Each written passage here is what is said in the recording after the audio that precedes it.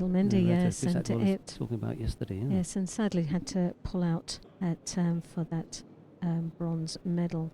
Well, no, it was for the gold medal, wasn't it? And it was the final.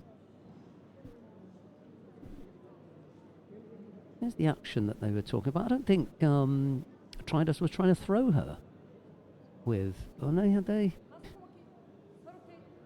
I don't think she was trying to throw her.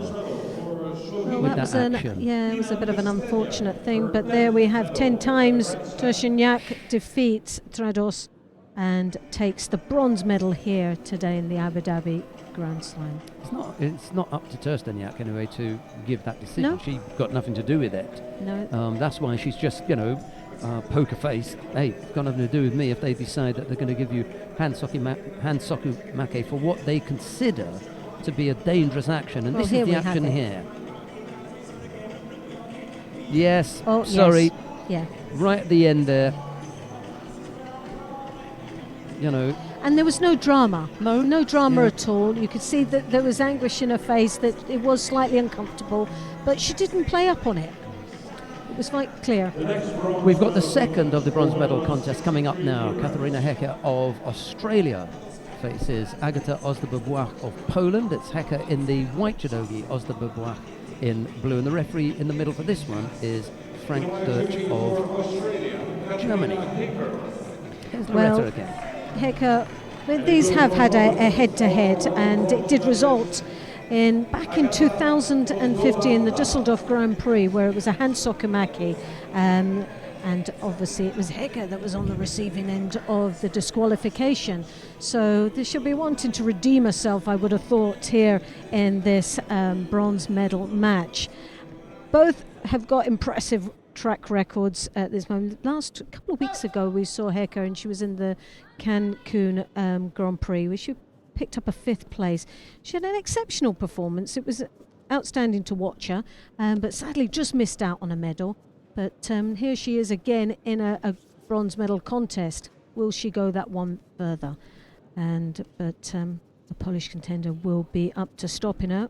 And Uchimata is her favourite technique. She's world ranked number 16 and has already had a 3rd place in Abu Dhabi before last year. So she'll be wanting to make sure she retains that position on the podium. Maybe she likes her visits out to the Gulf state. Certainly worked for her early on today when she threw the current Olympic champion Tina Tersteniak for Ippon with that Maki Komi. Huge it was. I think it was a nice throw. Well, Hecker's looking very strong there. Good, strong, right-handed high collar grip. But she's finding herself on a receiving end in the knee waza. The arm lock was almost on there.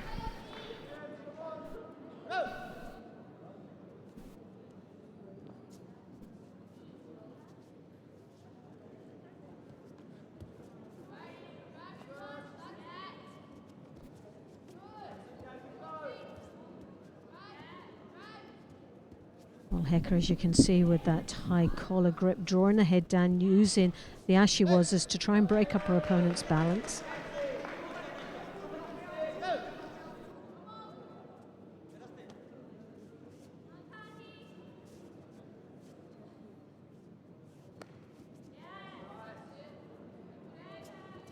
Once more, high collar, the Oso Tagari. The attempt of the counter from Ozdobovlak.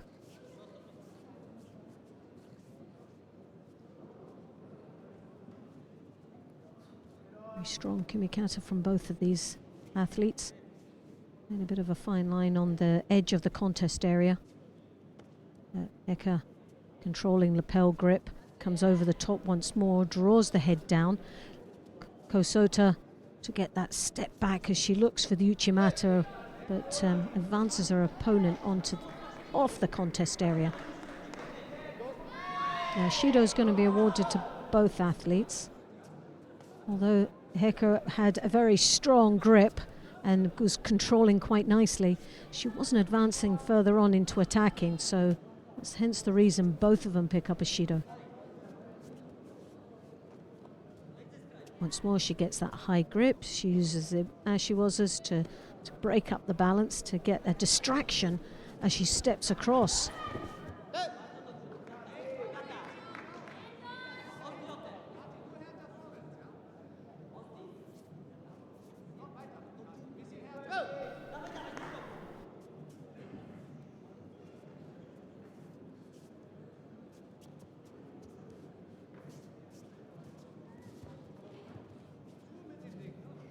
Well, both flirting away with the feet, trying to break down each other's distractions more than a reaction.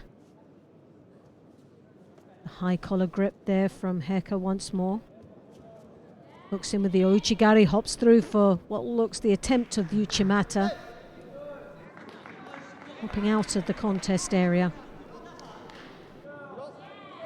Well, a little bit more action from Heka, so the opponent takes the second Shido, which puts a lot of pressure. She comes back fighting. Ozubabla comes in with the Sianagi.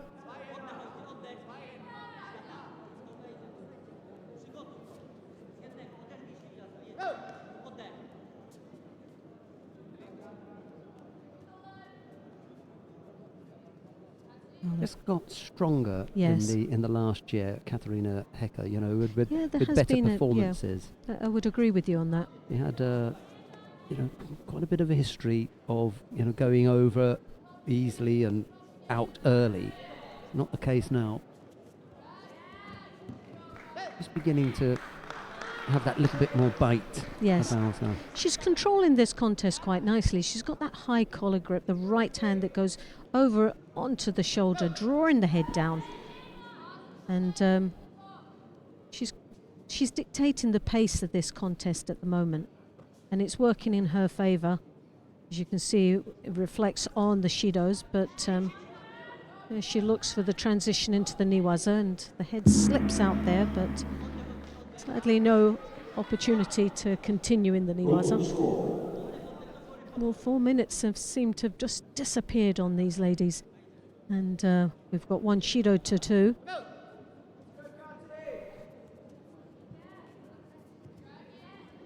Heka for me just seems a little bit more dominant in this contest. She fires that arm over the top, coming in for an attempt what looks to be a Makakomi. High collar grip once more, tries to draw the head down. Now Kosota we've seen, and an attempt of the Tomanagi right on the edge of the contest area, and tries to follow it through for some Niwaza.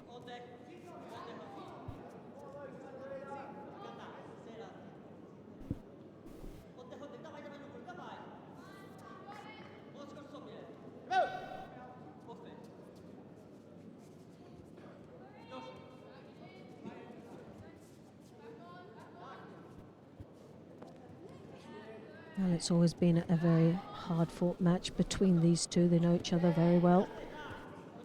And this seems to be a repeat of the last time they competed against each other, accumulating the Shidos.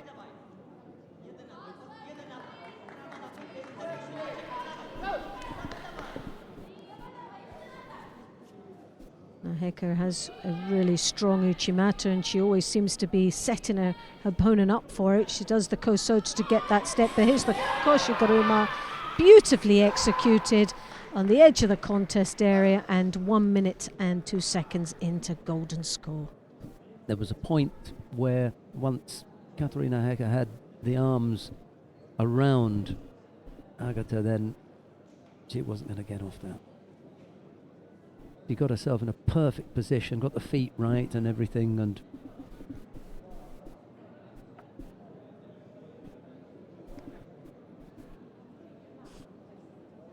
nicely done. So the win and the bronze medal goes to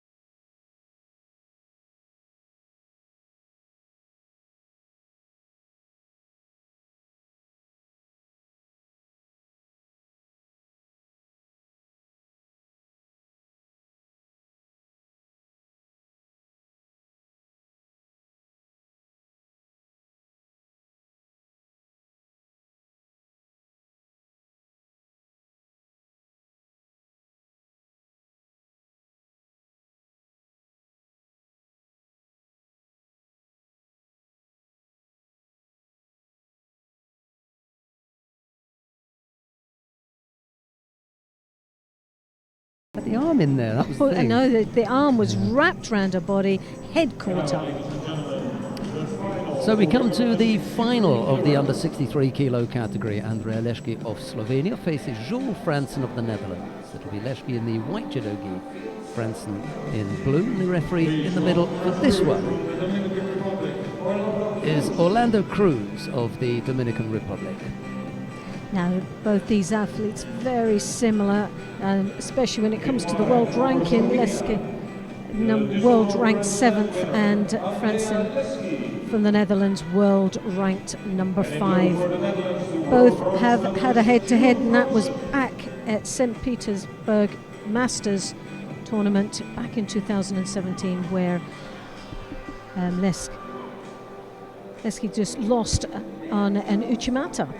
So will she be set up again in this bronze medal match?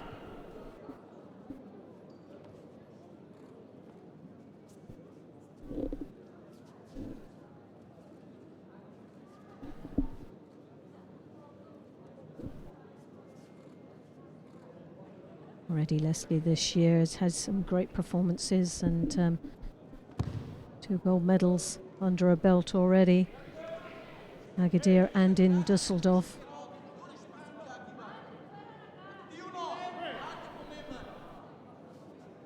Fransen, world bronze medalist.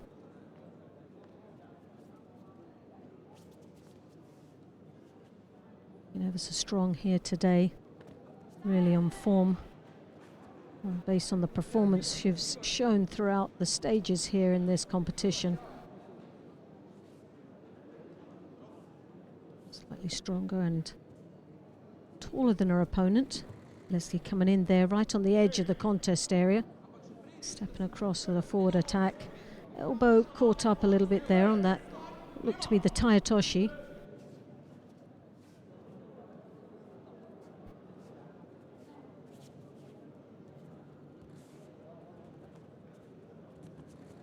Fransen won this tournament back in 2016.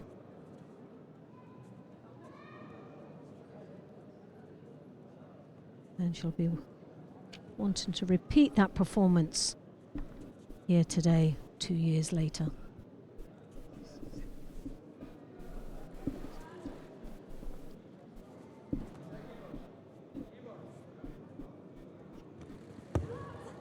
Stepping across once more. Just doesn't have the little finishing touch to it, needs to have that sleeve grip more secured.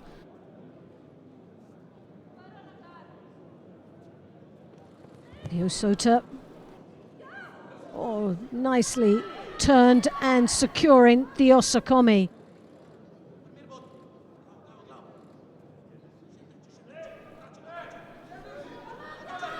Well, Fransen just held it for 9 seconds. Leški there with a Wazari now.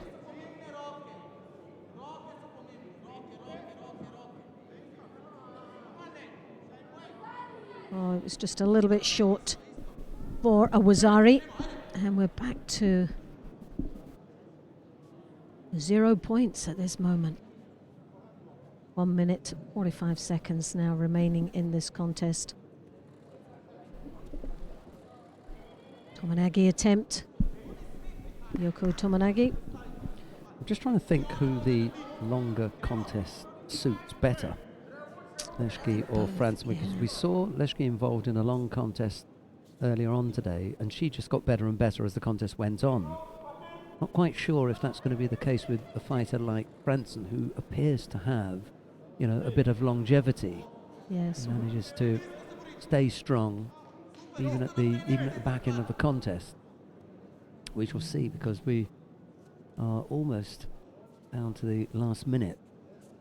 That's when people normally start to flag. Both of them are looking very strong and have done throughout the day. I don't think this is really going to go down to conditioning at this moment. Possibly a mistake from one or the other. Fransen looking, when you look at the structure of both of them, Fransen looks the stronger of the two. She's got that height advantage. She's got overshadowing her opponent at this moment. Those long legs look very powerful as she steps across. But Leszki, really, for me, she's got a lot of experience, and she's a fighter. She digs in.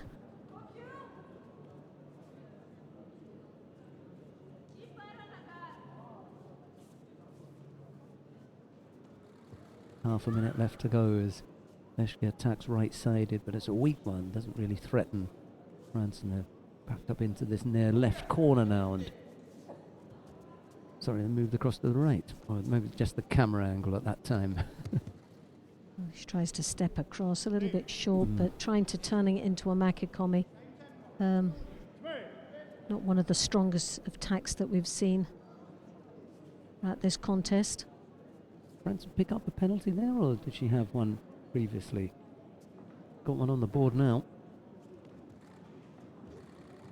Yoko Tominagi this time moves her opponent a little bit better, and now we're going into golden score. Well, it's not a desperate situation for France, and she just picked up the single sheet. I wouldn't even go so far as to say that she's got that she's at a slight disadvantage, because she could still pick up a penalty and still be in it. So I wouldn't worry about that too much. Well, I wouldn't worry about it too much if I were Branson. Branson there coming in with the Ouchigari. That was a nice strong attack, and once more she attempts that Yoko Tominagi. Now she's shown that about 3 times now within the space of about 30 seconds. Now it's Leszki's turn to pick up a penalty. Can't quite see what the signal was, but it's on the board anyway. It was probably for passivity. She hasn't actually put in a strong attack for some time, and we've seen 3 very strong attacks from the Dutch girl. And now she draws her opponent's head down. Leszki stepping across, stumbling her opponent forward, but still doesn't have that finishing flair to the attack.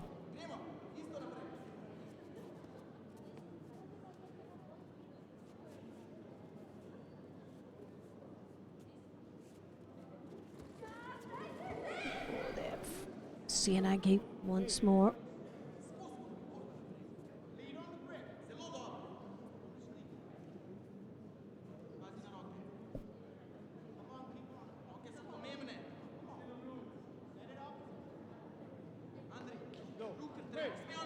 Franson there picking up her second Shido now. Well, this will change the dynamics slightly in this contest. She cannot afford to make any false attacks and really has to start engaging a lot more. Ouchigari digs in deep on that rear attack. Returned by the Slovenian. Sasai, beautiful execution there, stumbling her opponent forward.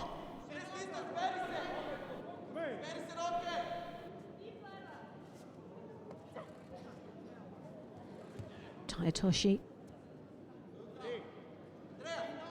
Hansen looking strong on that Taitoshi and changed direction. So trying to mix it up a little bit now. But really has to chase this contest.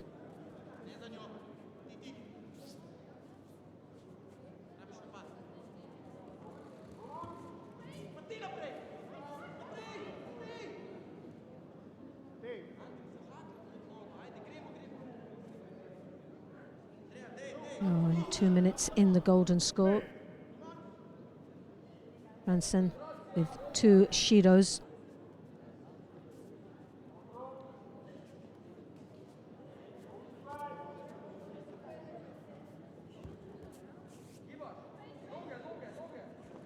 Uchimata, nice strong attack there for the Slovenian.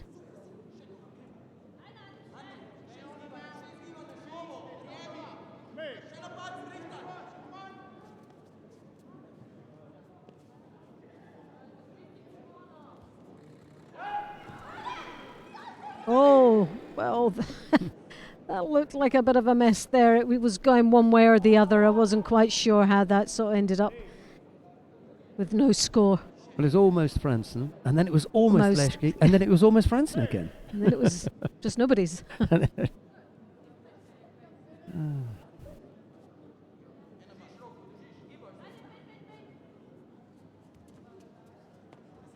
thought about the Ashiwaza there. Oh, well, you would have thought with Francis, she's got such long limbs there, she would punish her more on the edge of the contest area, where you find her just defending here. Those long legs, you would think, being with the Uchimata, the Osotagaris, piling on the pressure, she can tower over her opponent.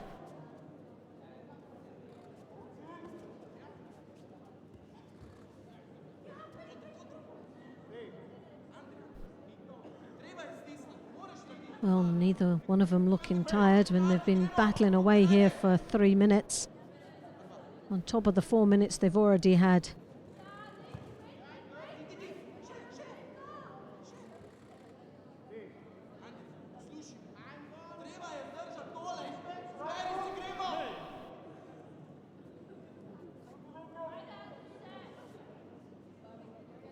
Branson really needs to now put 1 or 2 of attacks in of her own. Attempt of a tire toshi now. She played a waiting game and it paid off. It paid off for her. A half-hearted, what was an attempt of a tire toshi. She just really had to overstretch herself, but left all her weight on a supporting leg, making it so much easier for Franson to then counter. Yeah, it was a well executed counter in the end. And Yes. as Loretta said, just waited for the right moment. When it came, she was able to take advantage of what was not the strongest of attacks Yeah. from Andrea Leszki.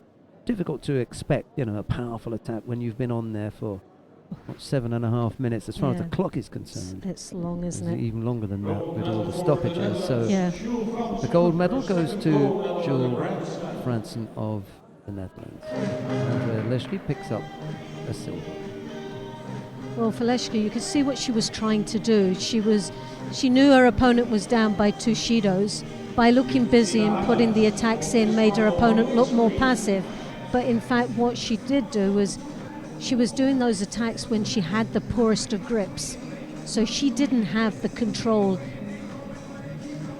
And that's where it backfired on her. Never threatened her. Never there. This Look at the grips. Yeah, didn't have to defend this. It was. She was immediately into taking it over.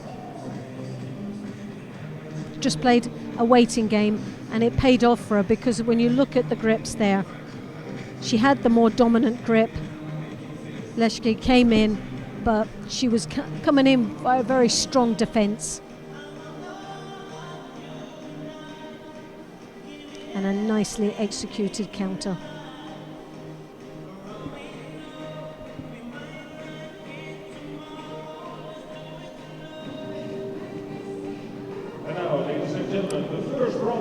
We come now to the first of the bronze medal contests in the under 73 kilo category. Ganbatar Odbayar of Mongolia faces Tommy Macias of Sweden. It'll be Ganbatar in the white judogi, Macias in blue, and the referee in the middle for this one is Mathieu Bataille of France. The 2017 World Bronze Medalist from Mongolia, Ganbatar Odbayar. And in blue for Sweden, the 2016 Abu Dhabi Grand Slam winner, Tommy Macias.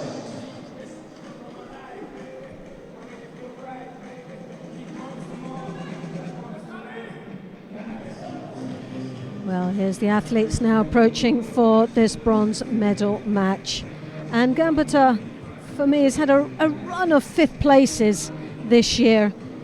Budapest, Düsseldorf, the Masters and Tokyo, all taking 5th place. Can he break that chain of 5th places and take the bronze medal here in Abu Dhabi?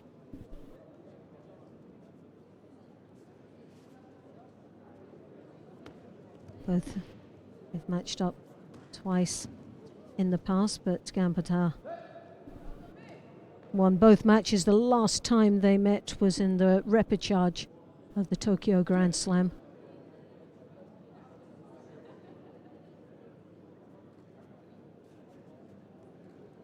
Macias, we've seen it a couple of weeks ago in Cancun, where he took the gold medal there in the Grand Prix. Great performance from this young man.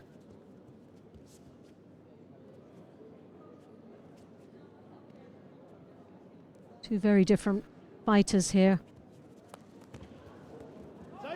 Lovely counter there, the Kosoto following it through. As he is now trying to turn his opponent over, catches the head. Going for the shimiwaza or going for the hold down. Well, there's a lot of rolling going on there, but couldn't maintain the control of that shoulder.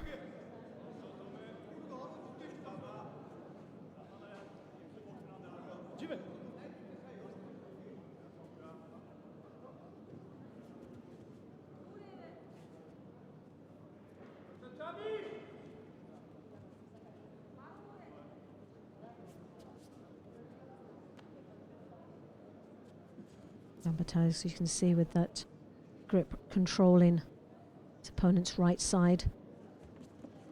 Steps in for the Uchimata.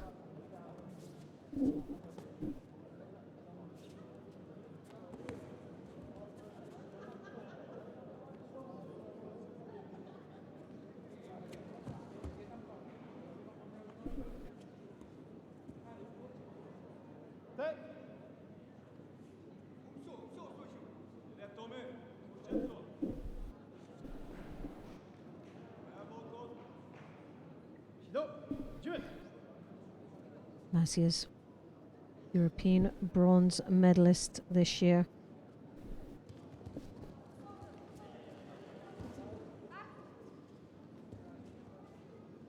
Again, a nice technique, and leading with a Wazari with just under 2 minutes remaining in this contest.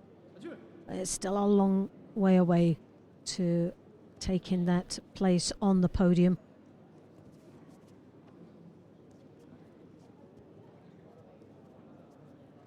As we know, Gambetta has defeated his opponent twice.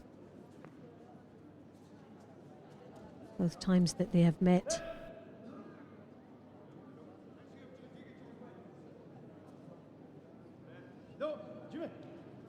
Macias from Sweden now takes the Shido, so it's one apiece. Comes around the back, but there you have it. Another take back there. And Wazari Aseti upon, and the win goes to Tommy Macias. Done well here, Macias, because Gambetta is an extremely difficult competitor. Strong athlete, yes. Really doesn't matter what time of the contest it is or what time of the tournament it is. You know you're going to have a tough time against Macias, but a medal match is always really, really tricky. You know, you're going to give your best, aren't you?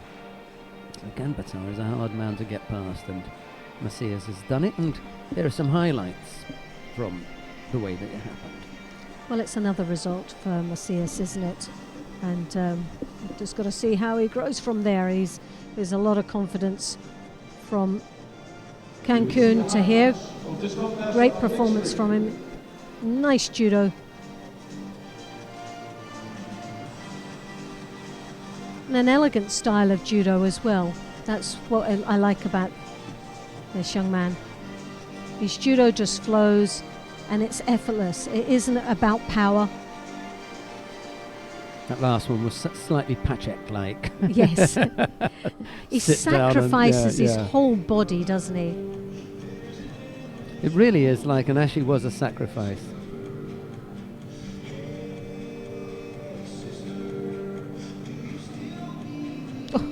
And that was, he lost the grip, but he still had the control with the feet, didn't he? So that's why it was counting. He was still working at it. He reconnects, doesn't he? What was making me laugh there, he had, look at his face. There was a massive smile. He knew what was happening. He knew he was going. And he just gave him a little bit of a helping hand to make sure he landed correctly. Great win. We've got the second of the bronze medal contests in the 73 kilo category coming up next. Artem Homela of Ukraine faces Musa Magushkov of Russia. It'll be Homela in the white judogi, Magushkov in blue, and the referee in the middle for this one is Ramzidin Saidov of Uzbekistan.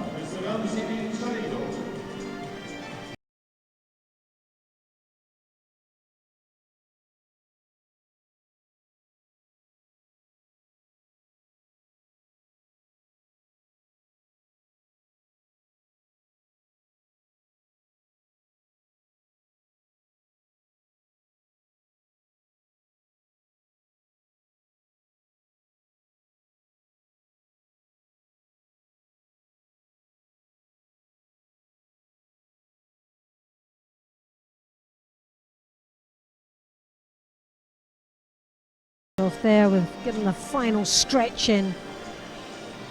Homolo. Great performance throughout the day. But up against a very tough opponent. Magushkov is the father of four young girls. And still working on the boy. He's a nice chap. Yes, he's a lovely lad. He said his oldest girl watches. So I hope she's enjoying the broadcast. He looks so young to have 4 children, doesn't he?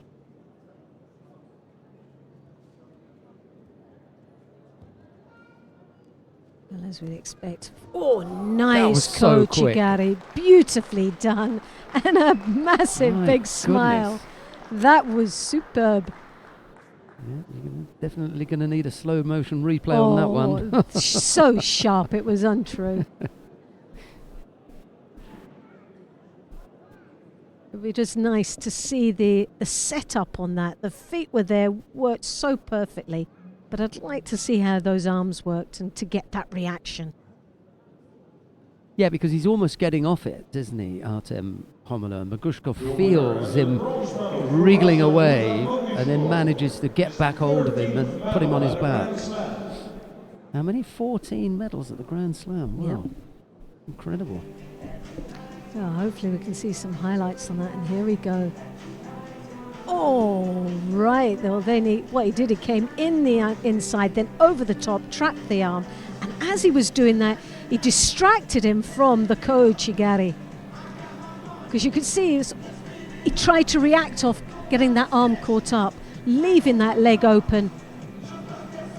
Oh, hey, that's nice. Nice judo. Yeah, Artem Homolo is just trying to go off to his right side here. Yeah. But he gets finished and put on his back by that last pull with the hands from Magushkov. There's the pull. Come here.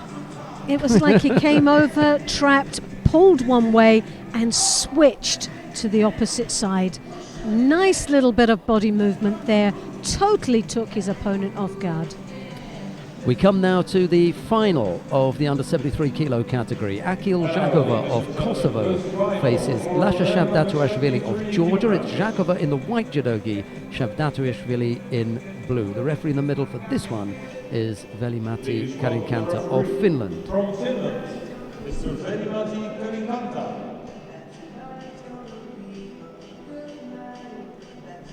In white for Kosovo, the Paris Grand Slam winner, Akil Zhakova.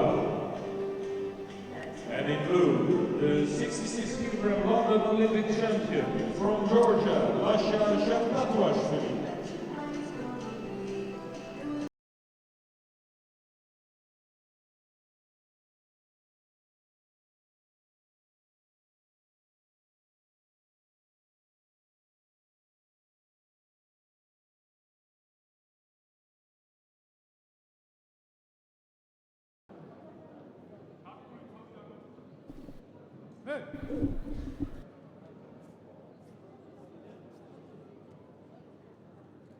Well, Zhakova, we've seen a sister taking the gold medal yesterday.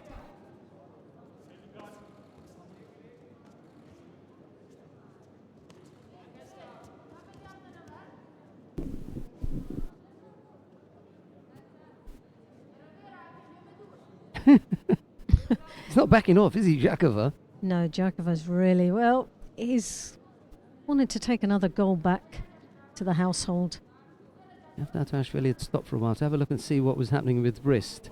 And Zhakova was just stepping forward to say, well, doesn't matter. Nothing to do with me. Just let me at it. Yeah, I'm ready.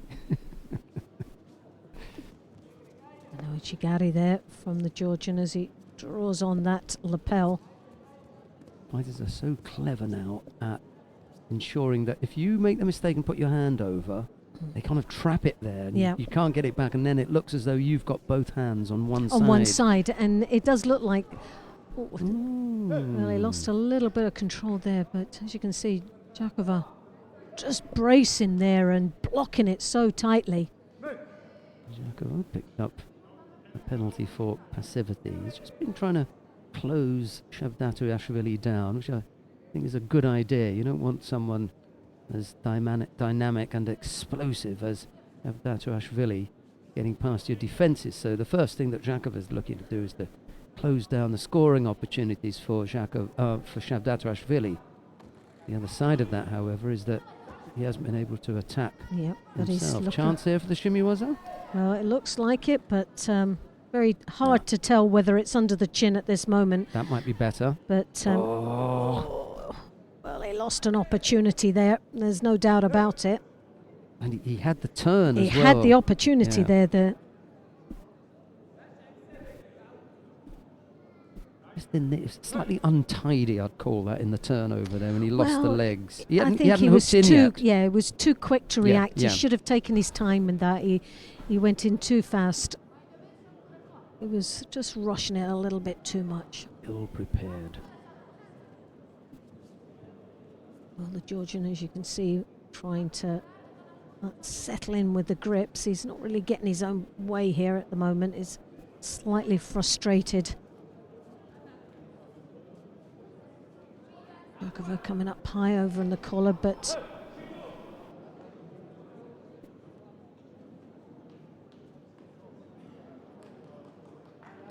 well, he ducked under and paid the price for it with a Shido, with a minute and a half remaining in this contest. Georgian taking the lapel. Oh, goodness me, yes! Well, here's the thing. You know, you're going to try that on a Georgian. You better be good. But for me, there was so much control there that I actually thought that was a score. When he did get it. Shavdatuashvili Yes, scored. he got it. No doubt about that. I didn't see him given the score there. Yeah, Shavdatuashvili got the score. I was just wondering the thought process from Jakova in thinking that he could mix it in that kind of technique with someone like Lasha Shavdatuashvili. Shows you how brave he is out there. There's no doubt about it. He's a gutsy fighter, and we've seen that technique from him in previous matches. And it has worked for him, but he's obviously playing against a different athlete here that just loves the up-closeness, tight sort of judo. And really, for me, Jakova really has to start opening up and creating a little bit more space for himself and working with the feet. The Ouchigari there from the Georgian.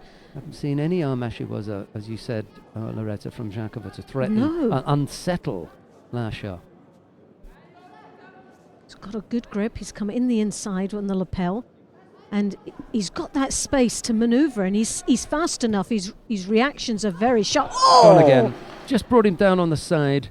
He may have been turning off that and no lower part of the body. Did well to get off that. That's all I can say. He overstretched himself. A Sasai attempt there, but falling on his back. But the Georgian, obviously the stronger of the two here today.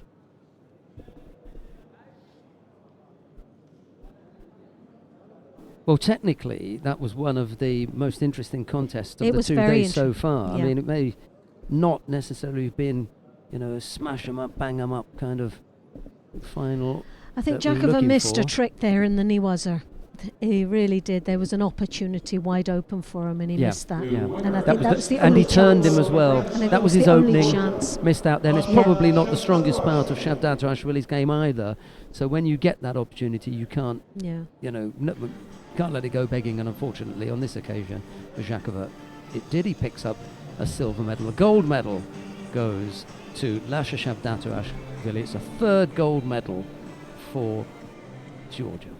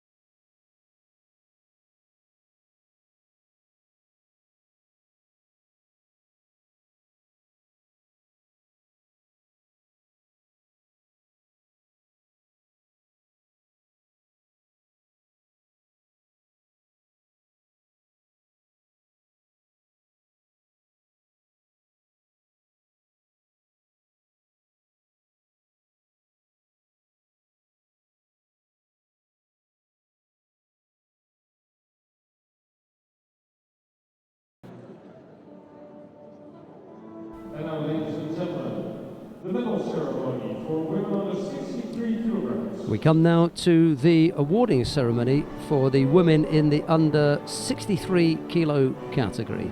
The medals are presented by the Vice President of the International Judo Federation and President of the Judo Union of Asia, Mr.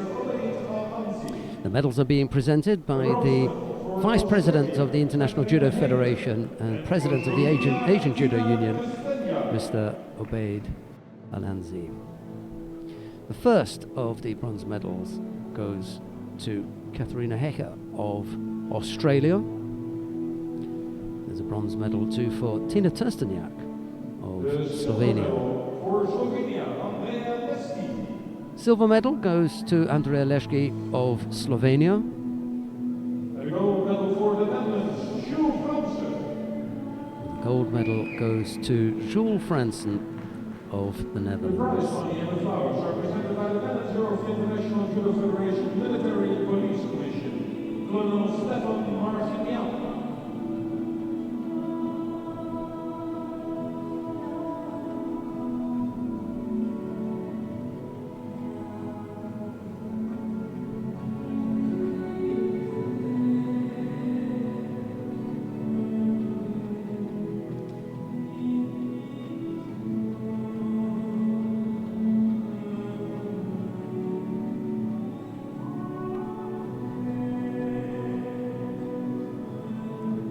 And now, ladies and gentlemen, please rise for the national anthem of the Netherlands. And now the national anthem of the Netherlands.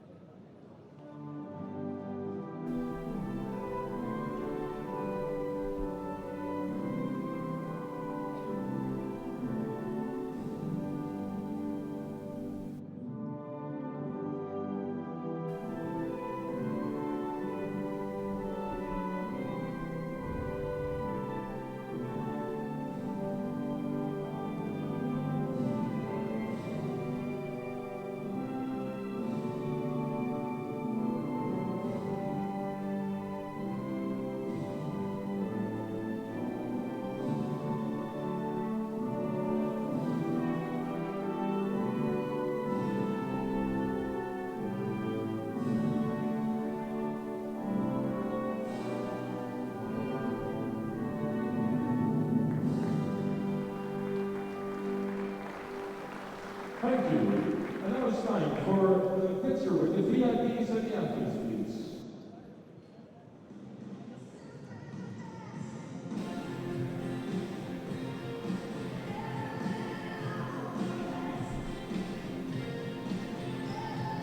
Hecker and Trsteniak were the bronze medalists. Leschke took the silver and Fransen the gold medal. Right, the next weight category is the under 70 kilo category, and the first of the bronze medal matches features Giovanna Scocchimaro of Germany. She's up against Sally Conway of Great Britain. It'll be Scocchimaro in the white judogi, Conway in blue, and the referee in the middle for this one is Siniša Skrbic of Serbia. Loretta. Thank you, Sheldon. Yes, well, you see there's been no head-to-heads with these two, but there has been two very good performances along the way up to this bronze medal match. The former junior world champion from Germany, Giovanna Scocchimaro. And Scocchimano that we saw right at the beginning of the outside seeds as we spoke about, junior world champion and senior European silver medalist. Also a cadet European champion back in 2014. This is a young lady that's got so much potential for Germany as she develops on the world circuit, and here she's up against a very experienced athlete, Conway of Great Britain, Olympic bronze medalist.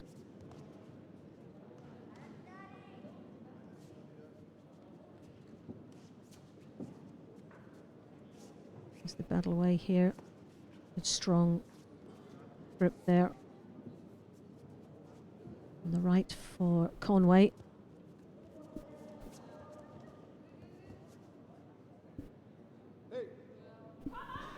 Scocchimaro just controlling, looking a little bit passive there.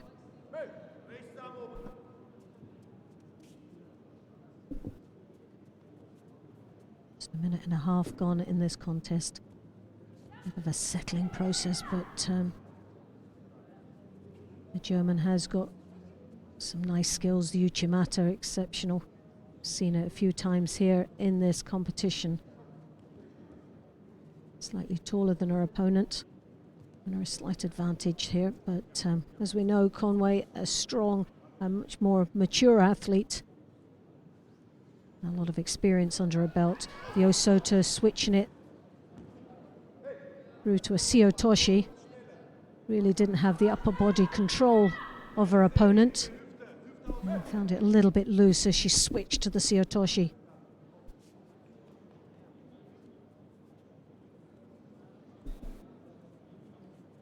Conway taking the left hand on the lapel this time. Throws the right hand over. Catches her opponent's left side and draws that shoulder in as she attempts, but German was waiting there for the counter, and very powerful indeed she looks. So no, Conway is a very strong athlete.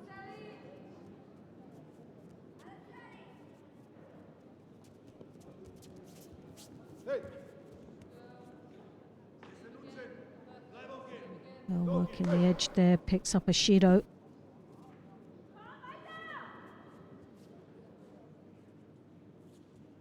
Very valuable percentage given away for the German.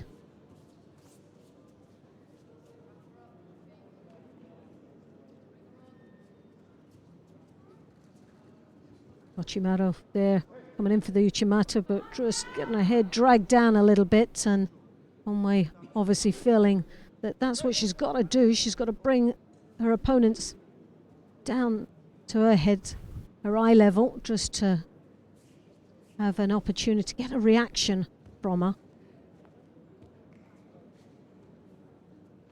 German's long legs are causing one or two problems for Conway.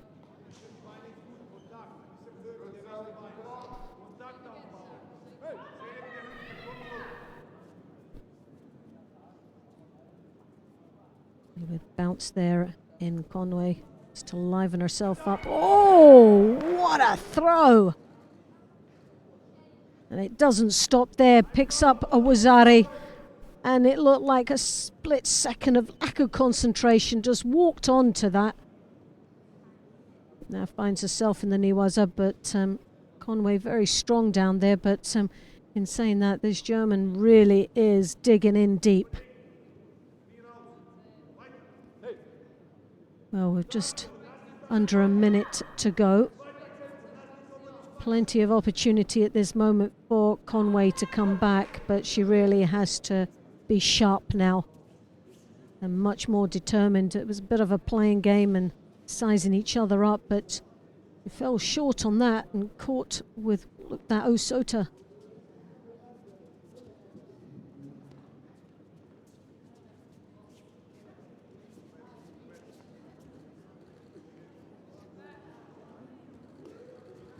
Well, she's always looking for that counter, there's no doubt about it. Conway constantly falling into a bit of a trap there. What maturity we've got in this young lady from Germany. Very defensive, but second Shido, and she's got 22 seconds, so she cannot really hang on to this, but the trouble is she's got that counter. Now for the German, it's working the Niwaza here and working the clock with seconds remaining.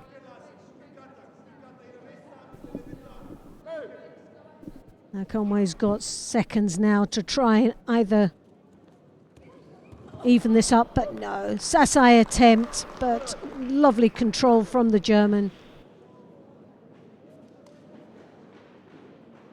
And a great win there.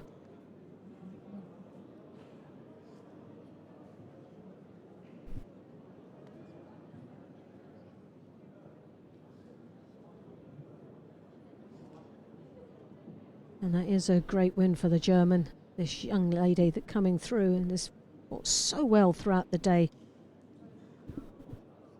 She took out in the second round Bernholm, who's the number 1 seed in this competition, and just went from strength to strength as she defeated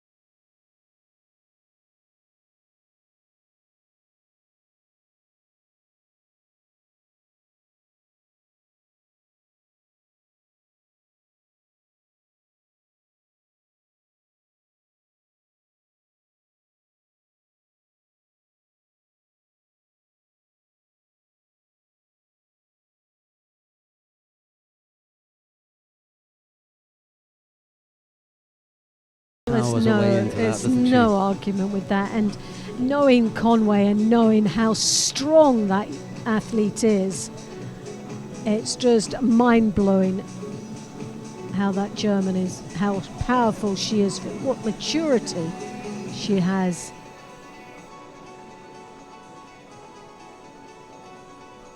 Scotty Matto, well, we'll not forget that name, will we? No, not in a hurry. Coming up next, the second of the bronze medal contests in the under 70 kilo category. Michaela Polares of Austria faces Maria Bernabeu of Spain. It'll be Polares in the white judogi, Bernabeu in blue, and the referee in the middle for this one is Vasily Smolin Jr. of In the Russia. white judogi for Austria, the junior world bronze medalist, Michaela Polares. They have got little Is it a mouthpiece? It's a headset, Yes. but they don't use them apparently. Oh, right. It's for receiving only. Okay, right.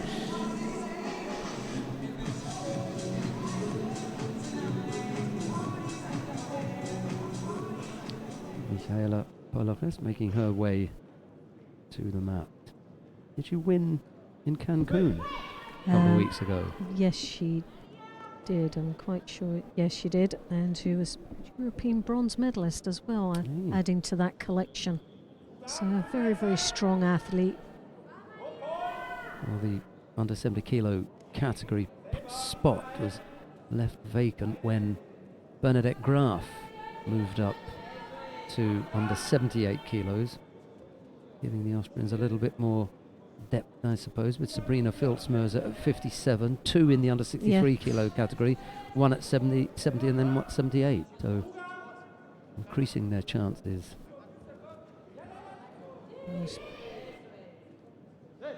Bernabeu there looking very strong indeed, and looking a little bit like her old self that we know so well. So it was a little bit flat in the opening rounds of this competition for me. It didn't look a normal sparky self as we would expect, quite an aggressive, feisty, fast approach in her judo, but was very flat throughout the day.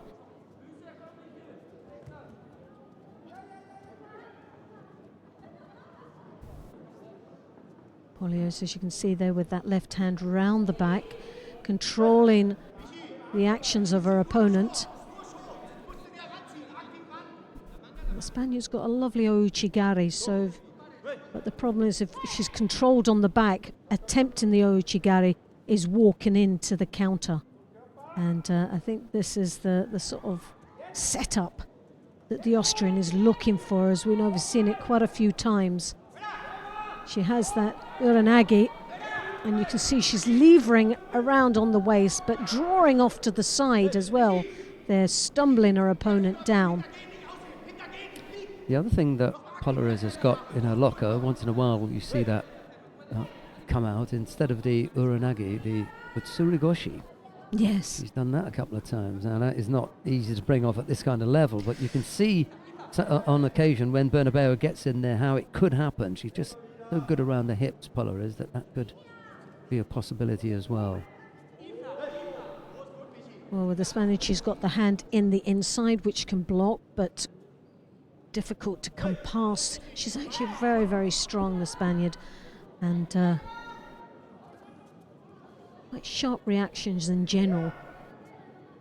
For me, I think the winning ingredient for Polias is the uranagi. Yeah, I think anything around the hips is going to be where it's likely to come Well, from. she looks like she's got something there, and the shimmy was, I'm not quite yet. Well, yes. Yes, it looks like it's on, and the referee seems to be comfortable that it's there and being executed. Yeah, she's had to tap she's out. got it.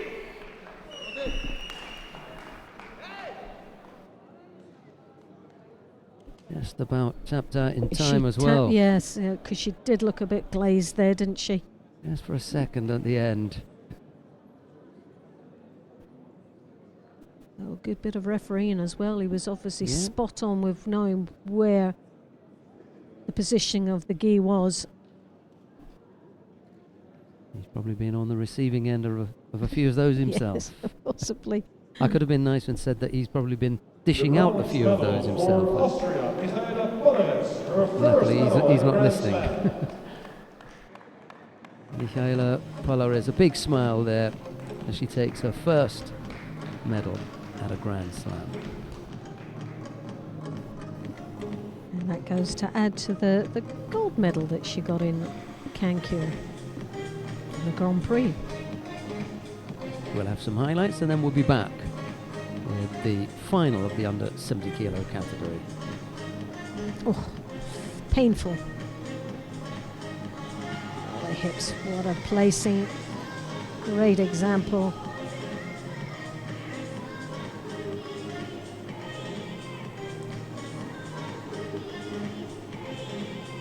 Oh, you just feel the pain.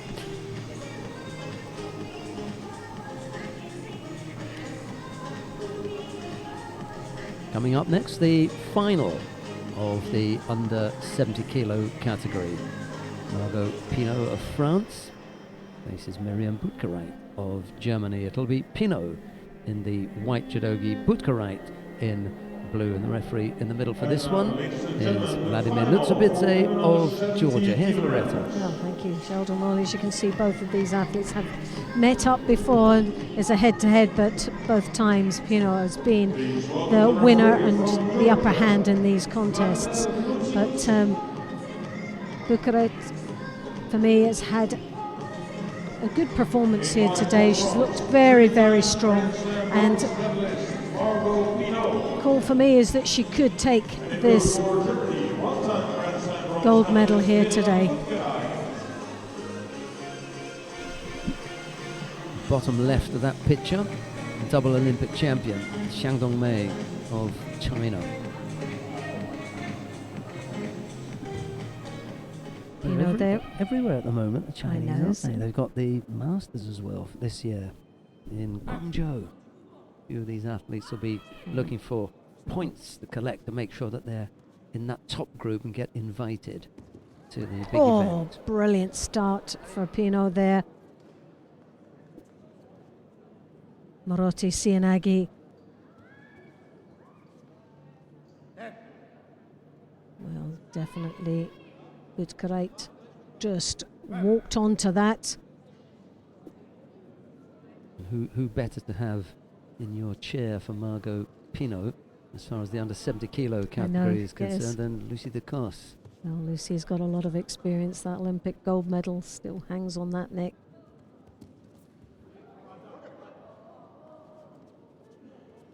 Interesting little first effort there. The second one was a bit better on the left.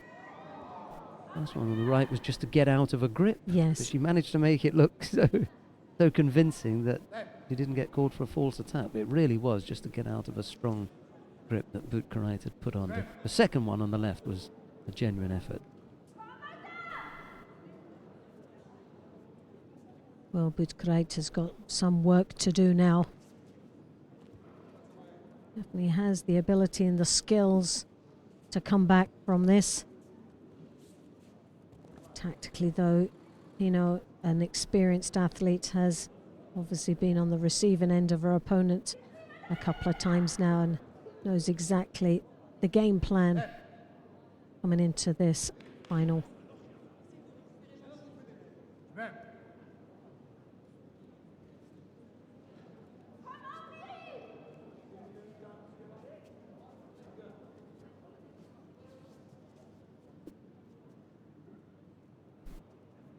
Butkereit slightly taller than her opponent. Cross grips, comes round the back, hooks in with the Ouchigari.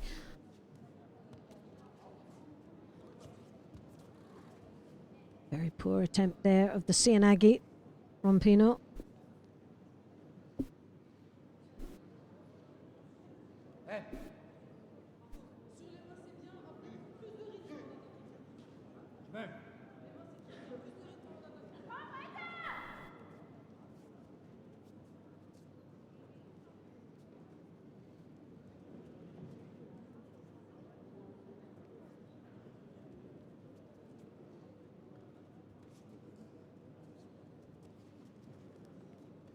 A little over a minute and a half left to go.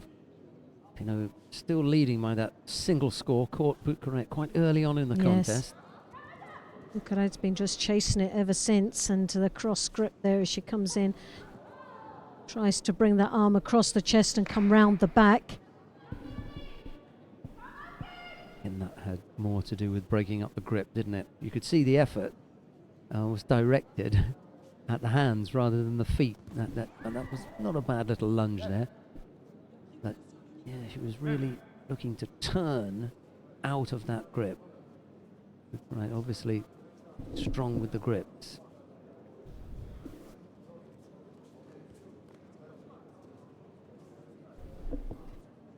Inside the last minute now.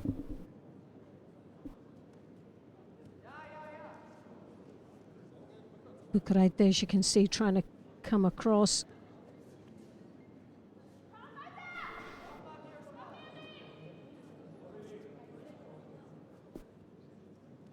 It's been a real battle of the kumikata at this moment. Pinot just playing a real tactical game, controlling the hands, making sure she hits first each time.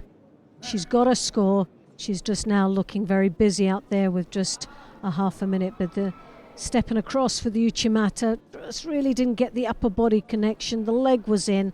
She got the roll, but really didn't have her opponent in tight enough.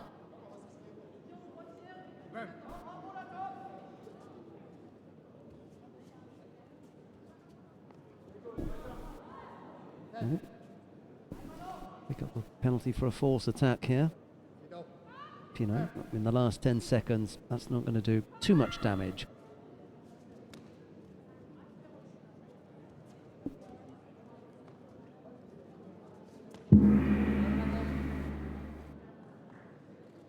And it Margot Pinot of France, who on the back of that single score Well, yeah, the gold it was medal. a very tactical match, wasn't it? She One- got the score, and once she got that score, she knew how to control it all the way through. Absolutely. The feel of the contest changed when Margot picked up that Rosari. It was close-up shop. And unfortunately for Marion Butkrai, she wasn't opening up for the rest of the weekend. No. That was it. Very frustrating, I think, for her. It was a hard match, and she really just couldn't get the upper body control. The legs were in there. She has the ability, there's no doubt about it. But that first score was really just what really upset the whole direction for her and pace of this.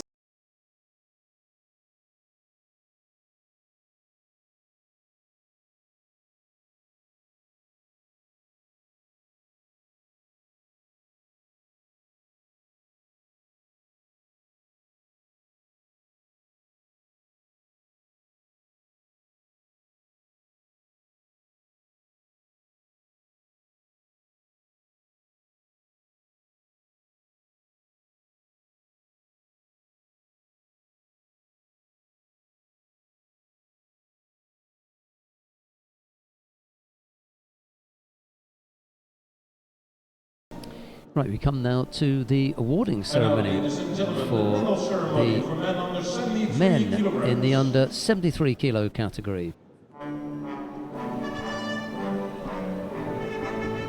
The medals are presented by the General Secretary of the Abu Dhabi Sports Council, Mr. Aref Alawani. The medals are being presented A bronze by medal for the General Russia, Secretary of presented the by Abu Dhabi Sports Council, Mr. Aref Alawani.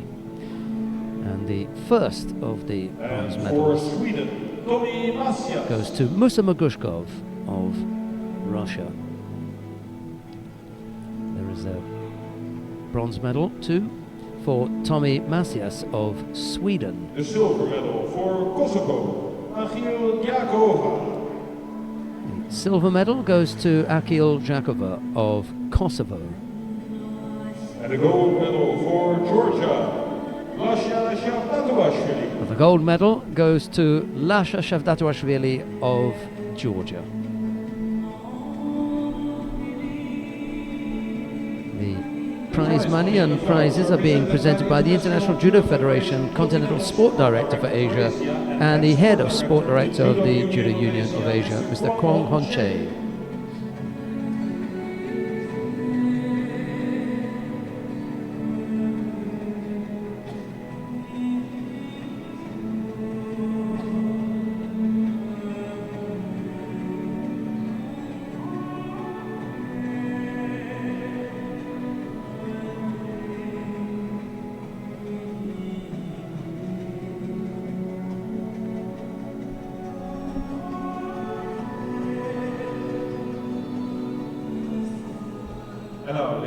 gentlemen, please rise for the national anthem of Georgia.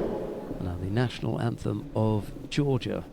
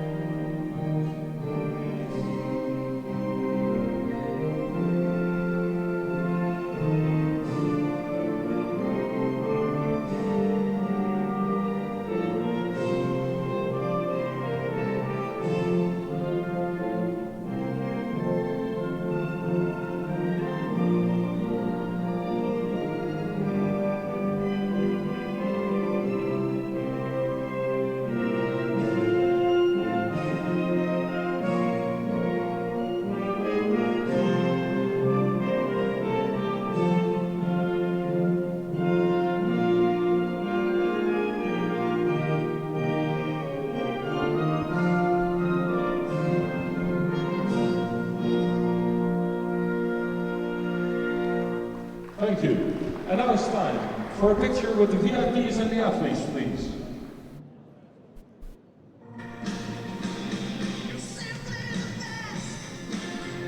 Gushkov and Macias were the bronze medalists.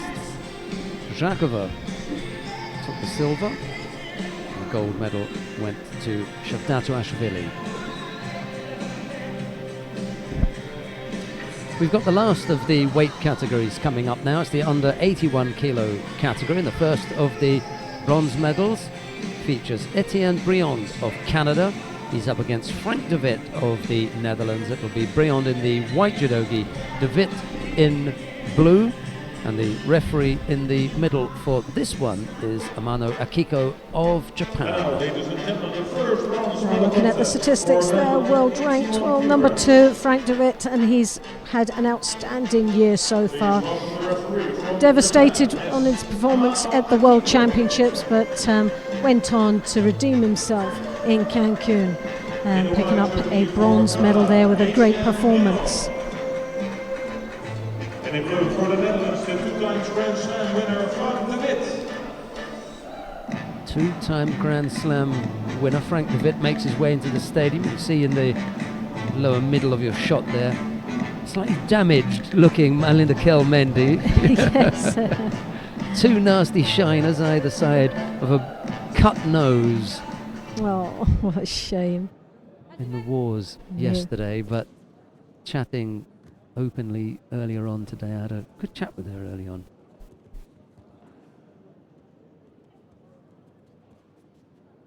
Well, Briand here, 5th in Cancun, and a 7th place in Abu Dhabi last year. He'll be wanting, obviously, to go that little bit further and get on that podium. He just missed out.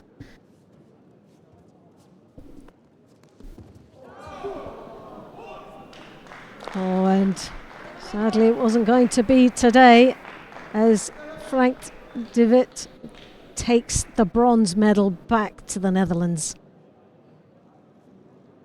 Well, they're going to have another look at it, check, make sure, but here we have the Ouchigari. Yes. Yeah, I like it. Yeah. It's gotta be. No. He goes down his arm, but he isn't finished, you know. Yep, he goes down on the elbow, but then it's a continuous move. Oh, they're going to go with a Wazari then. Yep. He was okay with the first one. Technically speaking, I suppose, by the letter of the law, the landing was on the elbow and side, and then pushed down onto his back. You know, and if it's not fast enough or smooth enough, then they'll say not good enough for Rippon. So Briand agrees with that, by the way, I can tell you that. I'm sure he does. Well, he's absolutely all over that rule. Frank de Wit may not, and I'm sure that the Dutch coach doesn't either. Well, Briand has got another opportunity to come back, but he is trailing with the Wazari, which is a tall order against Frank de Wit. Well, he's definitely the kind of fighter that can be thrown, because we've seen him thrown on any number of occasions. Do you know, I think he's learned after the World Championships, that has got to be such a learning curve for him.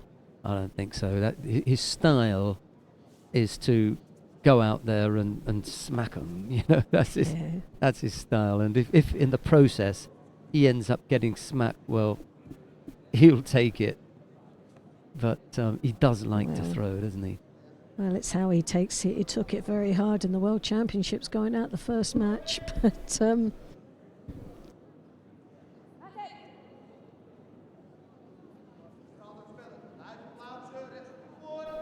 then he's always got something to say, hasn't he? Look, you know.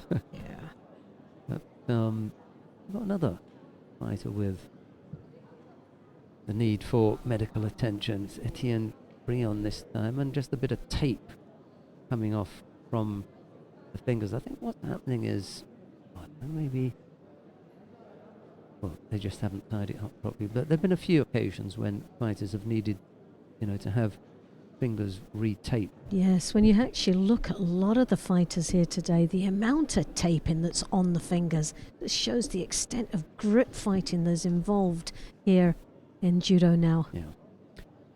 In that last shot, we had a quick image of the bronze medalist in the under 48 kilo category yesterday, Li Yanan from China. They're absolutely thrilled at the prospect of having someone now to mix it in the under 48 kilo category. They've been missing out for a while. Then there's that little ojigari, and then there's the landing. You see, there's just a sufficient enough long pause. Yes, it didn't flow well enough, did it? It was the oji was there, the elbow was stuck, and it was just a elbow, then a slide into what would be the ippon positioning. Yeah. And I know that it just followed through nicely, but it wasn't the perfect ippon, was it? That wasn't flat on his back.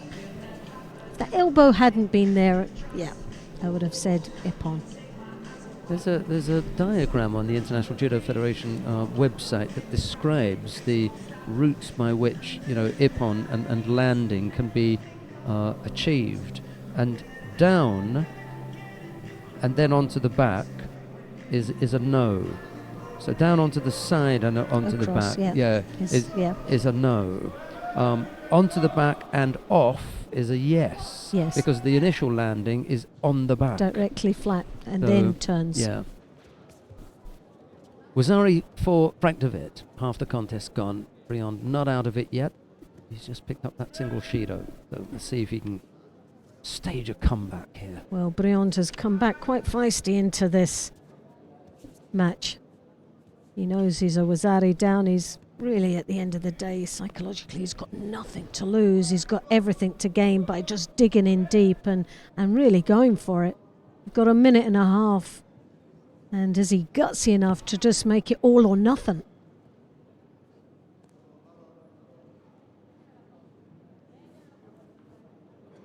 Well, Frank with it there, as you can see, coming over nicely, trying to work his opponent onto his back.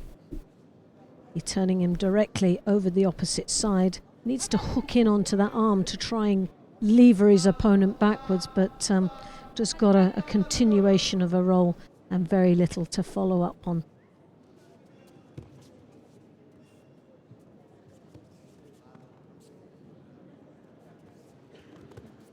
Beyond throws that arm over the top.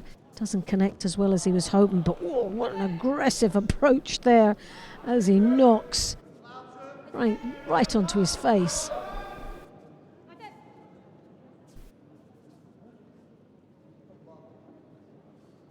He was wondering, He was what's thinking, wrong? what have I done, what have I done? Just a belt on this occasion, just the belt. Yeah. Into the last minute here. Brion, you can see that he's chasing this, looking for a grip. Yeah, well, he's got to, and you'd want him to. The last thing he wants to is just sit back on this. Sumigeshi. Clever work, wasn't it? Nice. Arm round the waist. It just looked as though Brion was going to shape for an attack in with the Sumigeshi. Nicely attacked there. Timing was just perfect on that, and again, even more perfect as he works away in the ground as the clock eats up some valuable time. So 18 seconds, the coach is saying, now stay focused. Do not let this one get away. Oh, well. He'll pick up a Shido for that, but with 8 seconds to go, it'll be very unlikely that he would accumulate up to a Hansokumaki. And there's another Shido, but I don't think they'll bother. That was an interesting match. Yep, he takes a penalty for a force attack at the very end, picking up a second one, but there's no harm done. As far as the result, it's Frank de Wit of the Netherlands who picks up the first of the bronze medal in the under 81 kilo category. And Brian, just that one step closer, bettering what he got last year, which was a 7th place, sheer 5th place. Yeah, he's useful fighter, Etienne Briand, and he's making his way up the ladder.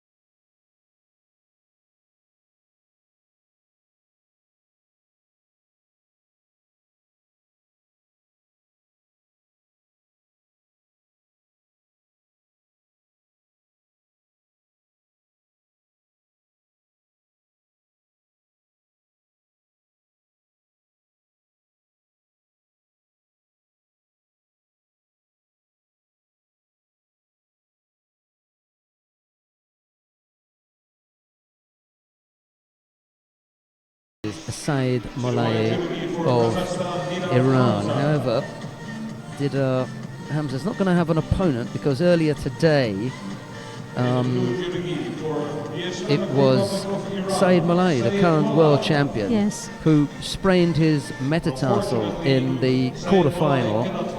He reoccurred in the semi-final. He had to drop out. He actually lost that contest. He went off for a precautionary scan that showed a metatarsal sprain in his left foot. Really? So he gave it a go, but you know, it is something that if you keep working on, you are going to damage it. So, and the more important, he's got an Olympic Games to be thinking of. The last thing he wants is now picking up an operation.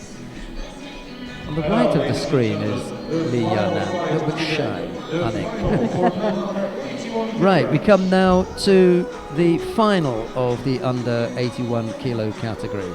Matthias Kassa of Belgium faces Sagi Muki of Israel. It will be Kassa in the white judogi, Muki in blue. The referee in the middle for this one is Friedrich Anna-Maria of Hungary. Well, this is a final I've been waiting for. Kassa, for me, has had an exceptional year. Really enjoyed his progress throughout the year. He's an entertaining athlete with so much potential for Belgium. Young and hungry for a win. And but he knows that he's already got his work cut out with Muki. He's already lost to him in previous head-to-head. But what is the head-to-head then? It's just one. Muki won. They've met once, and Muki was the winner of that match. Oh, you know, you've got the young man here, and the more experienced, junior world champion, former junior world champion. It could be. Yeah. Look out. Well, for me, I just think he's just been exceptional today. Usagi has. No, Kassa. Kassa for me. This is the one I think that he could really upset the odds here. It was Malay who beat Kassa in Baku, you know. So they really wanted to have a go at each other, remember? Yes, and that's why he went over to him and he said, you know, I'm going to get you next time. Yeah, possibly. I'm sorry about your foot, but I'm going to get you next time. Seems to have carrying a foot injury himself. He's quite heavily strapped there on the left ankle. Yeah, the left foot as well. Oh, Sodi there. Oh, the hips were in, but conviction wasn't Cianagi from Casa, and you could see Muki was just waiting. Playing a bit of a waiting game. And Changrim threw Hashimoto Soichi in the final of the World Championships with a similar little move that Casa almost pulled off there. Tomonagi will... He couldn't come up with the last part of it. It was the left arm bear hug and Koso Dagaki that brought Hashimoto down for Ippon. Casa was in a real good position for that combination. My only fear is when we were talking about him earlier on for Casa, that he's got nice judo and he's very gutsy. He really does bring the fight on in every match he comes up on, but he does leave himself very vulnerable at times, especially when he transitions with the Sutemi Wazas. A couple of times he's been sort of shortened the entry and left himself very vulnerable in the ground, and we know Muki is really strong in the Niwaza, and that's my fear here. So we're coming up to halfway mark, 2 minutes and 7 seconds. The Israeli taking a Shido. The coaches are looking and totally bewildered about that, but he went back to do exactly the same thing, which was, he's got his right hand away. Yeah, and he's holding back. He's holding back, so you're not engaging. Yes, and that's what he got it the for. signal was for. Yeah, he's keeping the hand from engaging on a grip. If you're holding it up in the air and it's away from your opponent, there is no way you're trying to engage in a grip. And there you see it again. He's got it again. Yeah, he's not. He's holding it back, and he'll get done once more. He's thrown a Cianagi, but again Muki is waiting for the counter. He's wanting to get deep enough, but well, bring it on. That's all I can say. This has started to get a little bit hot under the collar.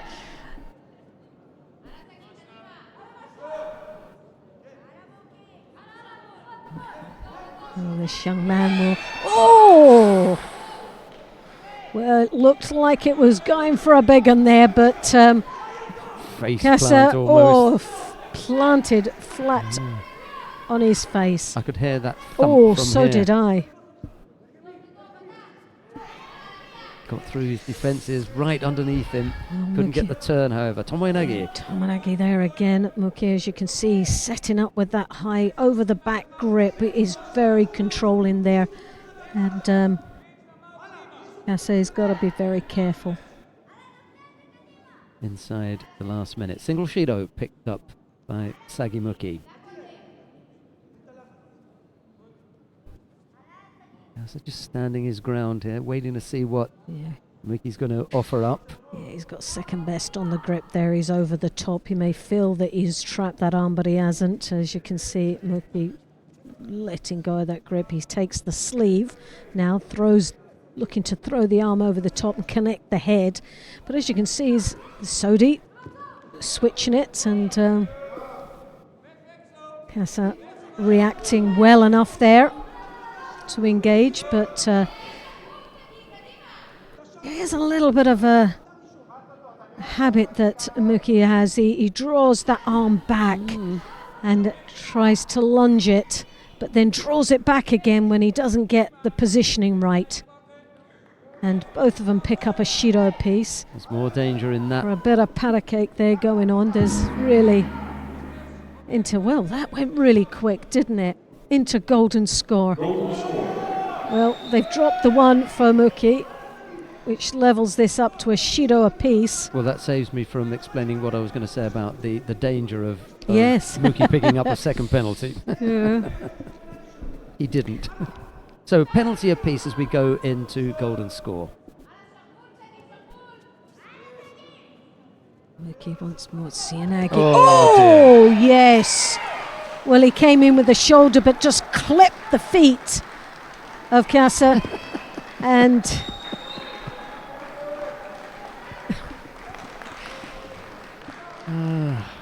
well, you switch off for a second. You think it happens so often in the first 10 seconds when an athlete has to reset the one who resets quickest comes up the winner. Exactly, and he did. There's no doubt about it.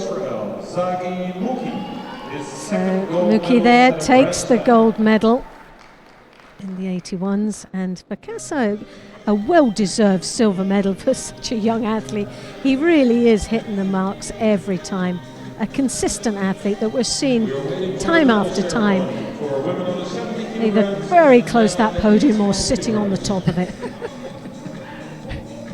What a look he was giving the referee as he was receiving the penalty. There's are you sure? Anyway, didn't come down to penalties just in the end. powered on that shoulder, didn't he, really, when you look at it? On the arm, he's got it actually on the elbow, drawing it down. Yeah. Touches. So odd Really, execution. it was instead of on being the elbow, it was drawing on the bend, ouch. the Yeah. hook of the arm, Odd, isn't it? and he pulled it in. Well, what you're not getting, it's very effective. Well, we've seen it's very it's gone effective. over. Yeah. But he held the wrist, he blocked the elbow, and he pulled it in and tightened the bicep in, which means you can't pull out. He's pulled it in, and he's already locked Cassa's arm. The hand there. He's locked it. So strange, isn't it? Well, you think of someone doing that, and you trying to now stop it. Not moving, yeah. He's locked it. Yeah. Good one. It's really effective. It is. Sorry. Demonstration there by the former world champion, I can tell you. I wasn't moving anywhere. Coming up next, the awarding ceremony for the And now, the medal ceremony for women on the women in the 70 under kilogram. 70 kilo category. Beg your pardon, sorry. The medals are presented by the General Treasurer of the International Judo Federation and General Secretary of the United Arab Emirates Judo Federation, Mr. Nasser Al-Tamimi. The medals are being presented by the General Treasurer of the International Judo Federation, Mr. Nasser Al-Tamimi. The first of the bronze medals goes to Michaela Polhes of Austria. There's a bronze medal also for Giovanna Scocimaro of Germany. The silver medal also for Germany, Miriam Butkereit. Silver medal goes to Miriam Butkereit of Germany. The gold medal for France, Margot Pinot. The gold medal goes to Margot Pinot of The France. prize money and the flowers are presented by the Marketing Director of Abu Dhabi Sports Council, Mr. Ahmed Al-Kubaishi.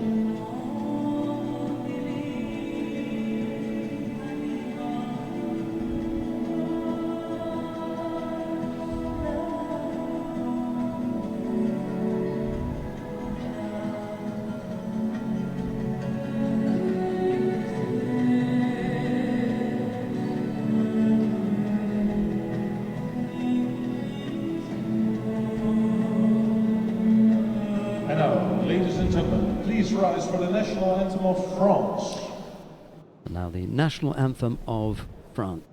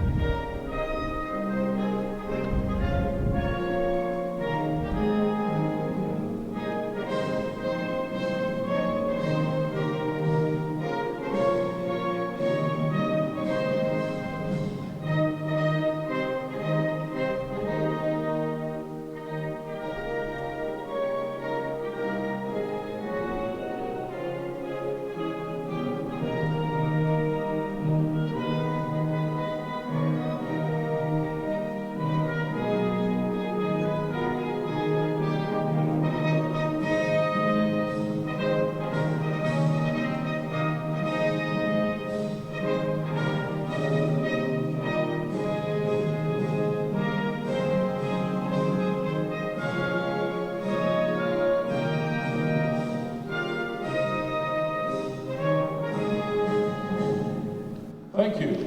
And now it's time for a picture with the VIPs and the athletes.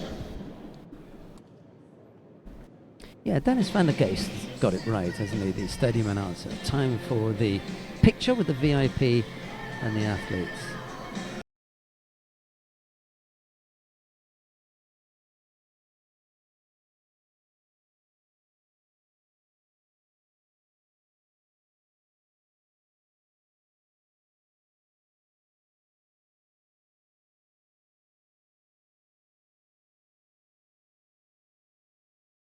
bring you. It's in the under 81 kilo category. Before that, we will have a highlights package. Stay with us. We are waiting for the final medal ceremony for men under 81 kilograms.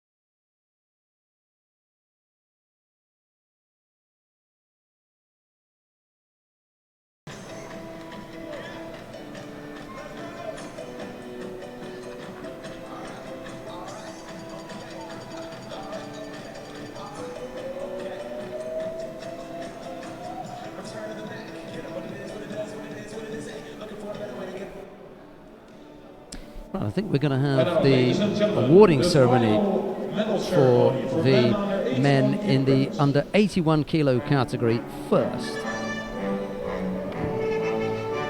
The medals are going to be presented by the Minister of Sports and Culture of Israel, Brigadier General Miri Regev.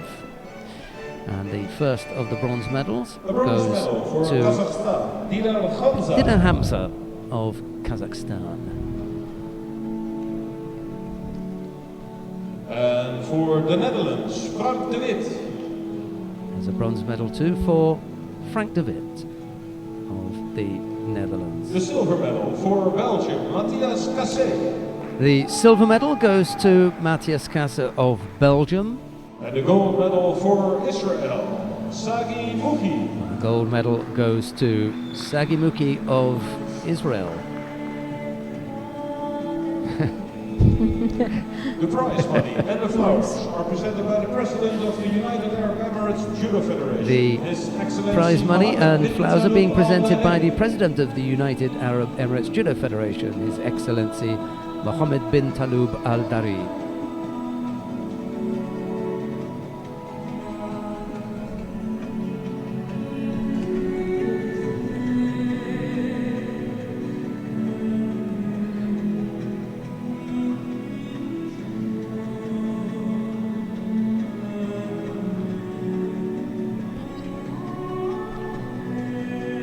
Ladies and gentlemen, now we invite to stage the President of the International Judo Federation, Mr. Marius Vizer, who will present a special diploma to the President of the United Arab Emirates Wrestling and Judo Federation, His Excellency Mohammed bin Talib Al Dari. Now, ladies and gentlemen, the President of the International Judo Federation, Mr. Marius Vizer, is presenting a special diploma to the President of the United Arab Emirates Wrestling and Judo Federation, His Excellency Mohammed bin Talib Al Dari, to thank him for his service to judo development, friendship and peace in the world. There you go.